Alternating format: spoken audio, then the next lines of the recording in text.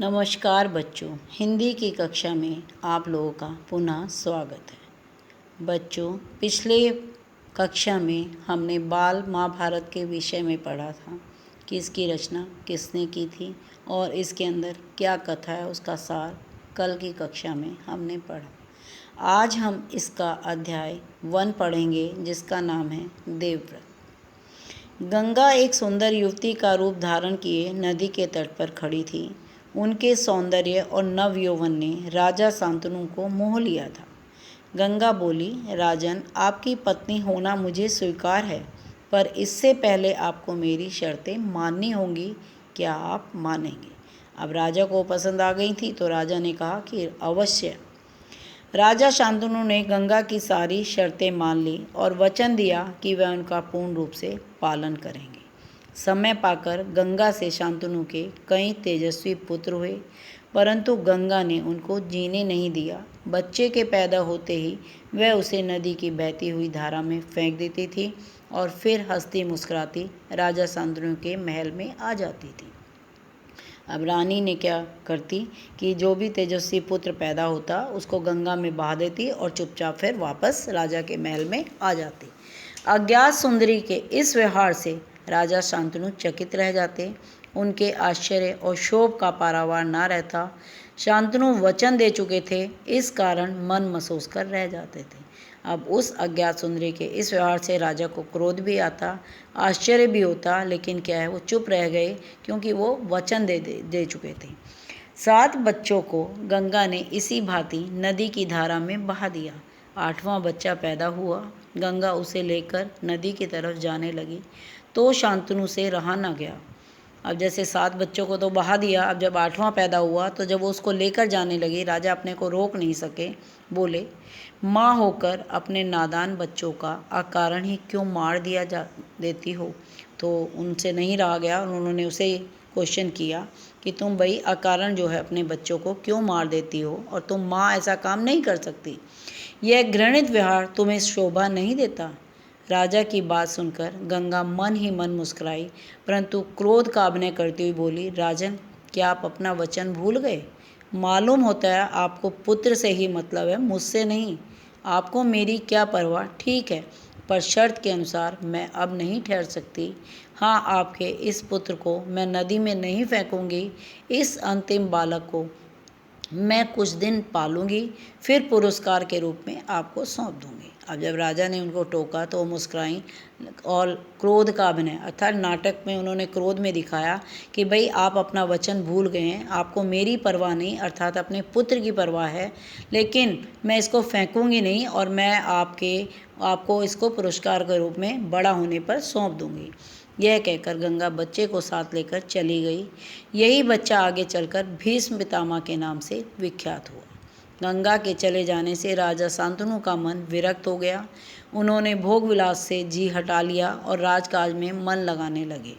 एक दिन राजा शिकार खेलते खेलते गंगा के तट पर चले गए तो देखा किनारे पर खड़ा एक सुंदर और गठीला युवक गंगा की बहती हुई धारा पर बाण चला रहा था। बाणों की बौछार से गंगा की प्रचंड धारा एकदम रुकी हुई थी। यह दृश्य देखकर शांतनु दंग रह गए। तो एक दिन जब राजा दुखी थे तो किनारे पर गए गंगा के, वहाँ पर देखते हैं कि एक युवक जो है शिकार खेल रहा है और उसने अपने बाणों की धार से जो है गंगा की धारा को रोक दिया है। इतने में ही राजा के सामने स्वयं गंगा आकर उपस्थित हो गई। गंगा ने युवक को अपने पास बुलाया और राजा से बोली, राजन, पहचाना मुझे और इस युवक को? यही आपका और मेरा 8वां पुत्र देवव्रत है। महर्षि वशिष्ठ ने मुझे इसे शिक्षा दी है। शास्त्र ज्ञान में शुक्राचार्य और रण कौशल में परशुराम ही इसका मुकाबला कर सकते हैं। यह जितना कुशल योद्धा है उतना ही चतुर राजनीतिज्ञ है। आपका पुत्र मैं आपको सौंप दे रही हूँ, अब ले जाइए इसे अपने साथ। गंगा ने देवव्रत का माथा चूमा और आशीर्वाद देकर राजा के साथ उसे विदा कर दिया। तो इतने में वहाँ गंगा आई और उन्होंने शांतनु से कहा कि ये वही आपका 8वां पुत्र है जिसे मैंने गंगा में नहीं बहाया था, और ये अब एक कुशल योद्धा, कुशल राजनीतिज्ञ है, इसे आप अपने साथ ले जा सकते हैं।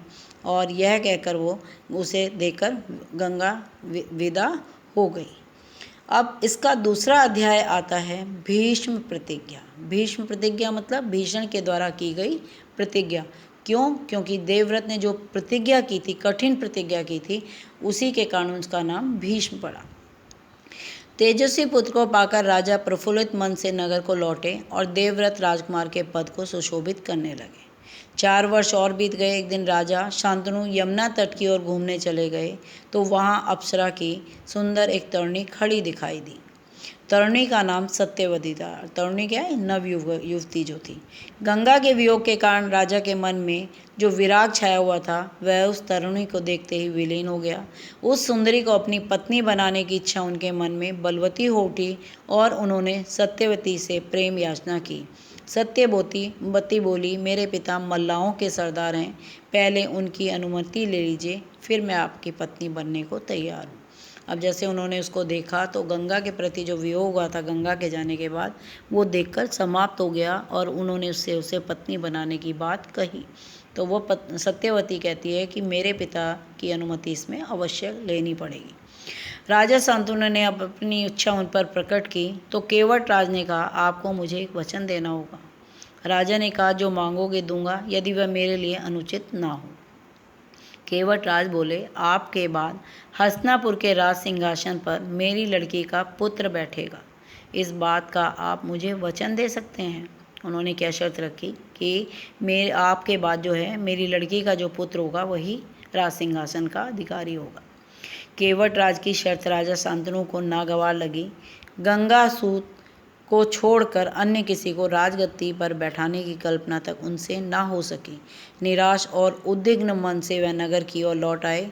किसी से कुछ कह भी न सके, पर चिंता उनके मन को कीड़े की तरह कुतर कुतर कर खाने लगी। अब वो ना हाँ कर सकते थे ना कर सकते थे, क्योंकि वो देवव्रत को अपना उत्तराधिकारी बना चुके थे।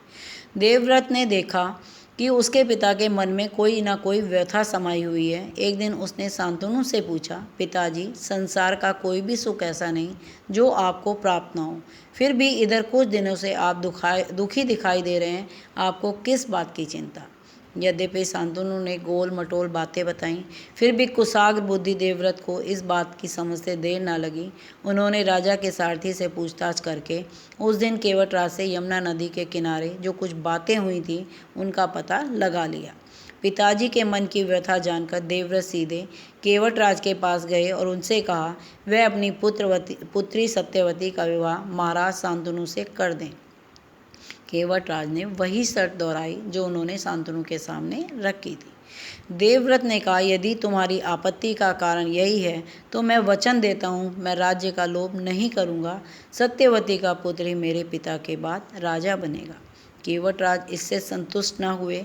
उन्होंने दूर की सोची, बोले, आर्यपुत्र, इस बात का मुझे पूरा भरोसा है, आप अपने वचन पर अटल रहेंगे, किंतु आपकी संतान से मैं वैसी आशा कैसे कर सकता हूँ? आप जैसे वीर का पुत्र भी तो वीर ही होगा। बहुत संभव है वे मेरे नाती से राज्य छीनने का प्रयत्न करे। इसके लिए आपके पास क्या उत्तर है? केवट राज का प्रश्न अप्रत्याशित था। उससे संतुष्ट करने का यही अर्थ हो सकता था कि देवव्रत अपने भविष्य का भी बलिदान कर दें, किंतु पितृभक्त देवव्रत इससे जरा भी विचलित नहीं हुए। गंभीर स्वर में उन्होंने कहा, मैं जीवन भर विवाह नहीं करूँगा, अजन ब्रह्मचारी रहूँगा, मेरे संतान भी ना होगी। अब तो आप संतुष्ट हो? किसी की ऐसे आशा न थी कि तरुण कुमार ऐसी कठोर प्रतिज्ञा करेंगे। देवव्रत ने भयंकर प्रतिज्ञा की थी, इसलिए उस दिन से उनका नाम भीष्म पड़ गया। केवट राज ने सानंद अपनी पुत्री को देवव्रत के साथ विदा किया। सत्यवती से शांतनु के 2 पुत्र हुए, चित्रांगद और विचित्रवीर।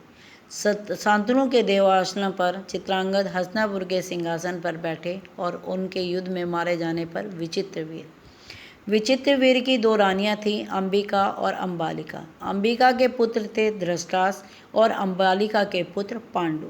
धृतराष्ट्र के पुत्र कौरव कहलाए और पांडु के पुत्र पांडव। महात्मा भीष्म शांतनु के बाद से कुरुक्षेत्र युद्ध का अंत होने तक विशाल राघवंश के सामान्य कुलनायक और पूज्य बने रहे। शांतनु के बाद कुरु का वंश क्रम यह रहा। देखिए, पहले शांतनु की 2 रानियां गंगा और सत्यवती। गंगा से देवव्रत, सत्यवती से चित्रांगद और विचित्रवीर्य। फिर विचित्रवीर्य के भी 2 रानियाँ होती हैं, अंबिका और अंबालिका। अंबिका से धृतराष्ट्र जो कौरव कहलाए और अंबालिका से पांडु जो पांडव कहलाए। तो बच्चों ये था इनका वंश, कुरुवंश का जो क्रम था, इस तरह का ये क्रम था कि किस तरह राजा शांतनु की 2 रानियाँ हुईं, फिर 2 रानियों से आगे पुत्र हुए और उनके भी पुत्रों से आगे हुए तो कौरव और पांडव, इस तरह अंतिम वो था इनका वंश। तो बच्चों आज की हम कहानी यहीं समाप्त करते हैं। कल फिर मिलेंगे, अगले अध्याय को पढ़ेंगे और उसको समझेंगे। तो बच्चों अब यहीं समाप्त करते हैं। धन्यवाद।